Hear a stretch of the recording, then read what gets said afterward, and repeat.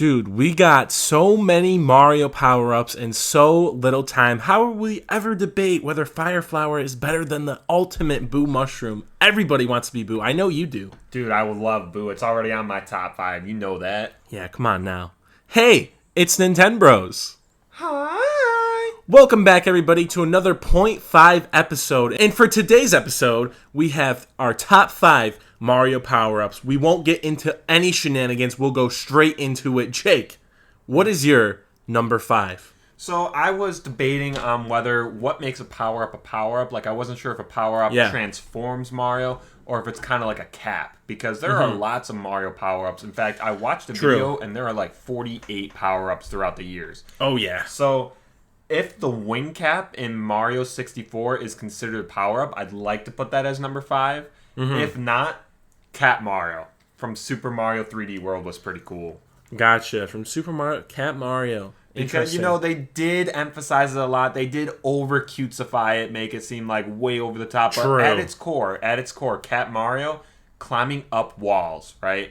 That was really doing the dive cool. down. Like, it has some cool concepts, and you gotta respect it. And it did bring a lot of new people into Mario because it was cute, and people were like, oh, Cat Mario. So for sure. I did really like Bowser's Fury. That was really cool. I don't know if you played a lot of that, but that was pretty interesting. I actually want to beat that.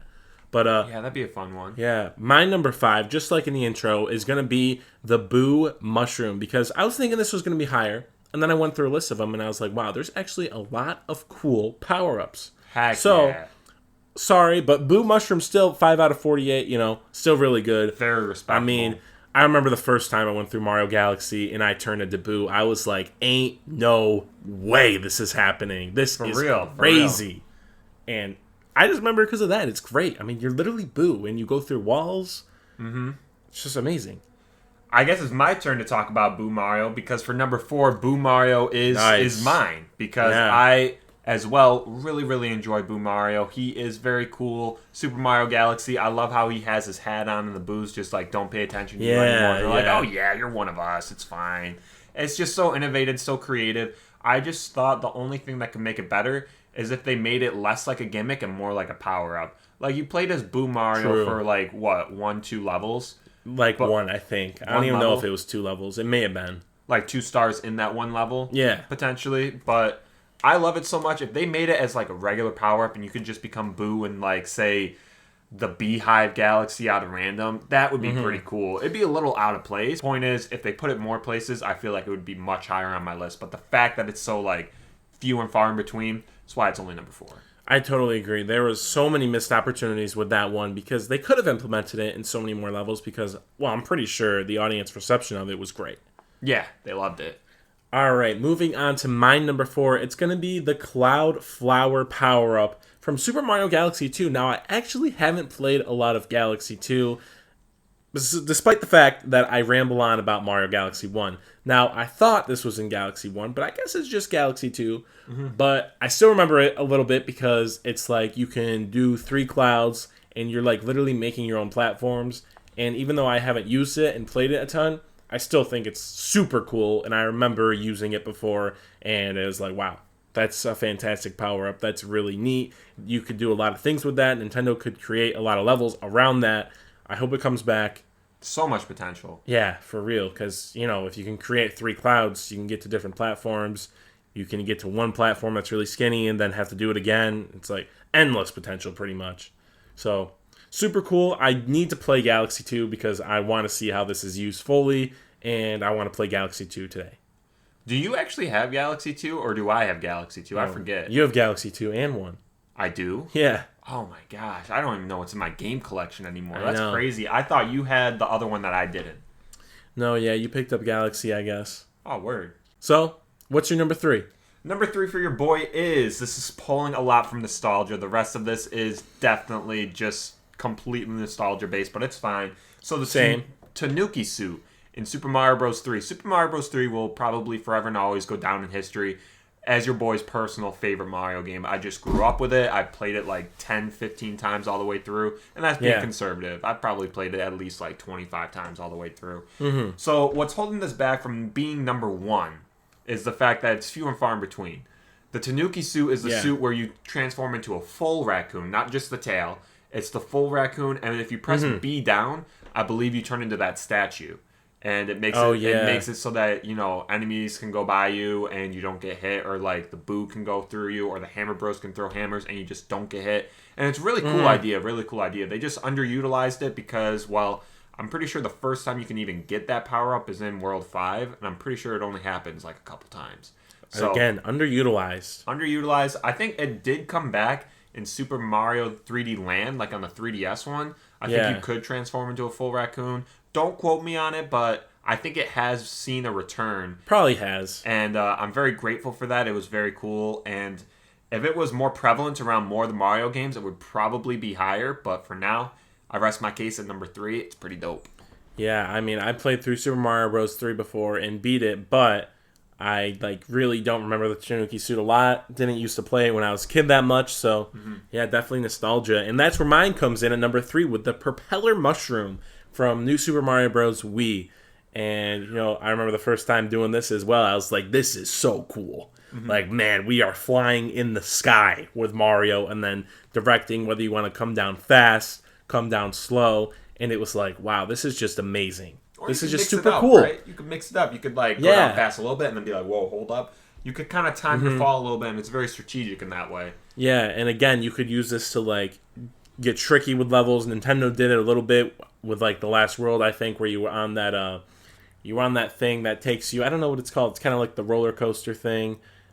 It was like a Dry Bones. Yeah, I know what you're talking about. I don't know if anyone else will, but I know what you're talking about. Yeah, and you'd have to jump over it, and then you have to come down slow or fast. And it was utilized a lot throughout the game, which was really cool. And I'm pretty sure it's available in Mario Makers. So Propeller. That's cool. I don't know off the top of my head. I can't really remember it being used, but I'm sure it was. Hopefully it was, because then that sounds stupid saying that. But anyways, yeah, Propeller Mushroom number 3 from New Super Mario Bros. Wii. Super awesome. Just, I love it. I can't expand as much. I just like it. Okay, fair enough. But what's your number 2?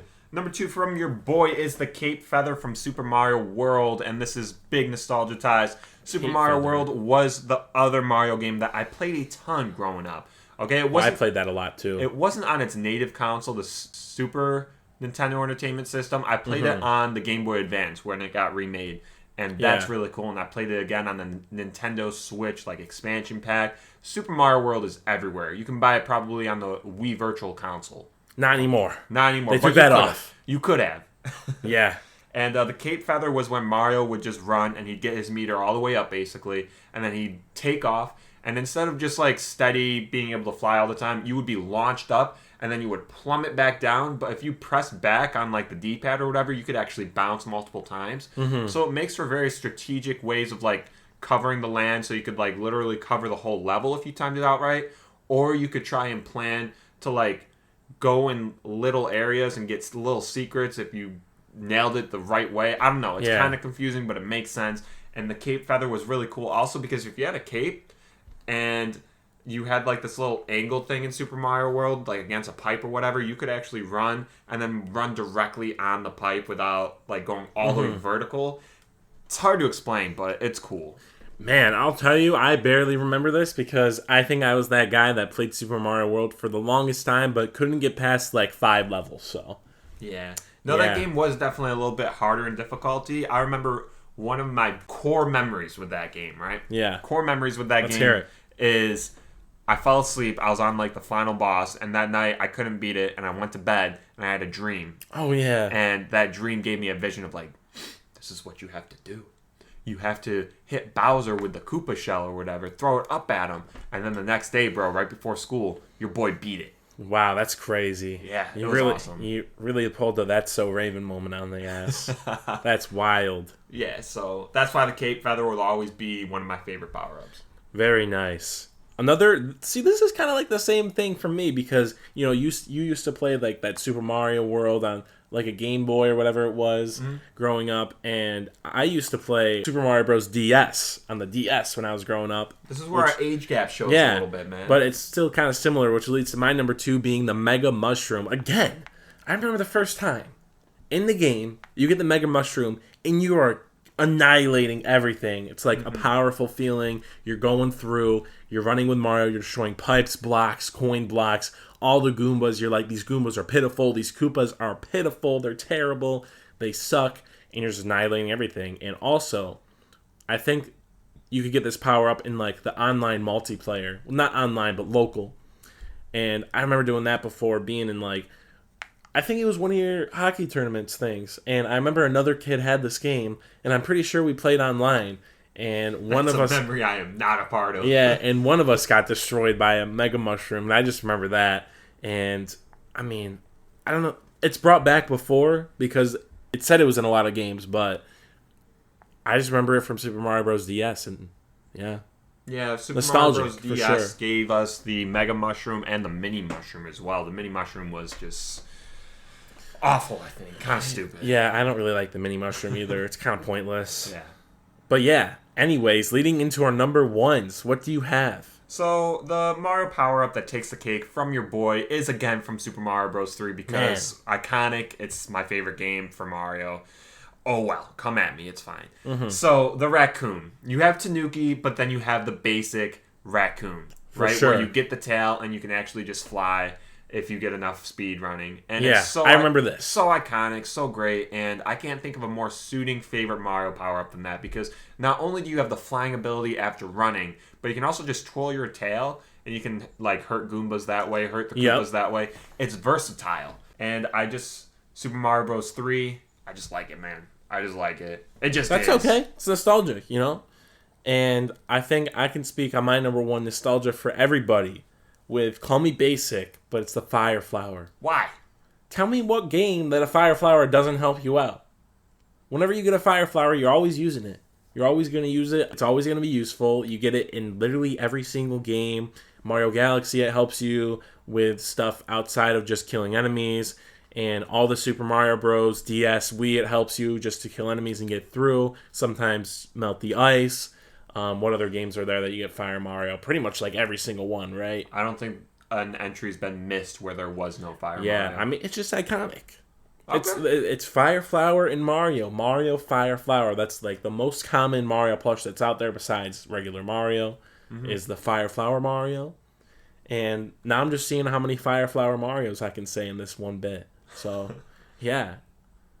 I mean, who doesn't love him? Right? I think he's okay. He's always useful, like you said, but I wouldn't call him my favorite. You gotta appreciate the usefulness. Yeah. Yeah, you do. Like Mega Mushroom, sure, it happens, but it's not happening all the time. You're not getting through a whole game with a Mega Mushroom because that's just not reliable. Right. All the stuff that we said, the reason why we didn't rate it higher was because it wasn't used as often as we wish it was, but Fire Flower is available all the time in every game. Exactly. It's used everywhere. Fire Flower. And that might be why its novelty has worn off, but the usefulness and the practicality of it and what makes it great will always be top tier. Exactly. And I can appreciate your number one spot, but for me, it's not it. It's all reliable. And where would we be without all reliable? Nowhere. Not in Jellyfish Fields, man. No. Not in Jellyfish Fields. Facts. But before we wrap up, I would like to point out some power-ups that I actually don't like. And this could be controversial, all right? Yeah. But hear me out. The Frog Mario in Super Mario Bros. 3 and everywhere else, can we agree that the Frog Mario, it was a clever idea turning Mario into yet another animal? But say that with so much like distraught. Yeah. But I'm not a fan of it. I don't like wonder me neither. levels. I don't care. And the majority of Super Mario Bros. 3, and let alone all the other Mario games, is out of the water. So Frog Mario is kind of useless, only in its specific levels. And I just don't like it. It doesn't. Yeah, I don't care for it either. And the last one, this is the super controversial one. Let's talk about the invincibility star for a second. Because I watched this one video, and he ranked all of the Mario power-ups, all 48 of them, and he put the invincibility star at like number 2 or 3. And he said, because when you get that invincibility star, you get that adrenaline rush, the music gets you hyped, and you just go and you can destroy absolutely everything. Fair point. But the invincibility star is low on my list, and a power-up that I do not like, because it is so overplayed or overhyped with underwhelming results. Because you go in with an invincibility star, and you have maybe 10, 15 seconds to get as far as you can in the level and destroy everything. But that's it. Yeah. Useful power-up, a raccoon power-up, a Cape Feather Power-Up, a Tanuki Suit Power-Up, if played well, will last you much longer than 15 seconds. Invincibility Star is limited to 15, 20 seconds at best. Yes, you get that cool music, but it's never what I want it to be. I remember the first time I used an Invincibility Star, Super Mario Bros. 3. I'm sorry I'm pulling from that game so much, but that's just what I know best. The first time I used that one, I used it in my menu, went into a level, and I was like, this is going to be a breeze, man. No one's going to be able to touch me. And it wore off before I got to, like, the second portion of the level. And I was like, wow, dude, that's really sad. The thing is, though, right, this may be a crazy comparison, right? Mm-hmm. But you're getting Fire Flower how often? Let's base it on the weekdays, right? Mm-hmm. You're getting Fire Flower 6 out of 7 weekdays. Mm-hmm. Now, think about this in real life. You're having a chicken meal 6 out of 7 weekdays. Yeah. But the one time on that Friday night that you get that steak and lobster, that Invincibility Star, it's great. It may not last for long because it's such a high prioritized commodity, but it's amazing while that time lasts. So I respectfully disagree because that Invincibility Star, even that 15 to 20 seconds it lasts, I'm going crazy. There is zero other thoughts in my mind. Like, I could be playing through with a Fire Flower and I'll be thinking about other stuff in life, but I know with an Invincibility Star, all my focus goes onto the game. All right, I think that's a fair way to battle and argue both sides, so I respect it. Yeah, this isn't a power-up battle, but that could be an idea. Yeah, man. But that about wraps up our top 5 Mario Power-Ups. Thank you guys for tuning in so much.